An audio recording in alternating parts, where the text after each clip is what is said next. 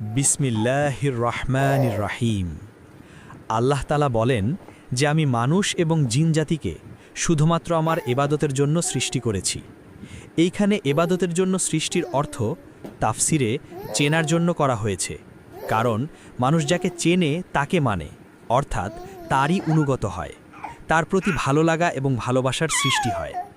এজন্যই আল্লাহ তাআলা অন্য এক আয়াতে বলেছেন যে নিশ্চয়ই ঈমানদারেরা আল্লাহ তাআলাকেই সবচাইতে বেশি ভালোবাসে।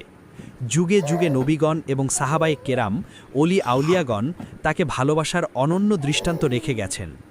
কম বেশি অনেক নবীদের ঘটনাই আমরা জানি, যেমন ইব্রাহিম আলাইহিস সালামকে তার জীবনে 10টা বড় অগ্নি পরীক্ষার সম্মুখীন হতে হয়েছে, যার সবগুলোই আল্লাহ তাআলার ভালোবাসার নিদর্শন। সাহাবায়ে কেরামদেরও মৃত্যুমুখে তাদেরকে বিচলিত দেখে এর কারণ জিজ্ঞাসা করা হয়েছে।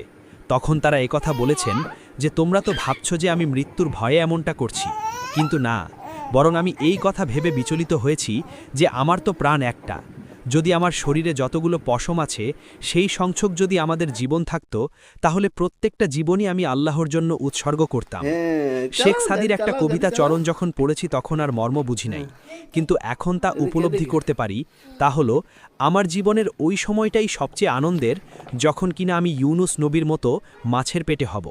অর্থাৎ ইউনুস নবী মাছের পেটে, ইব্রাহিম নবী আগুনের ভেতর সহ অন্যান্য নবী, এবং যখন কঠিন বিপদের ভিতরে পড়েছেন, তো তারা ওই সময়ে আল্লাহ তাআলাকে যেভাবে স্মরণ করেছেন, বাকি সারা জীবনের থেকেও ওই সময়টাই তাদের কাছে বেশি প্রিয়, কারণ তখন তারা রবের সবচাইতে বেশি সান্নিধ্য হাসিল করেছে।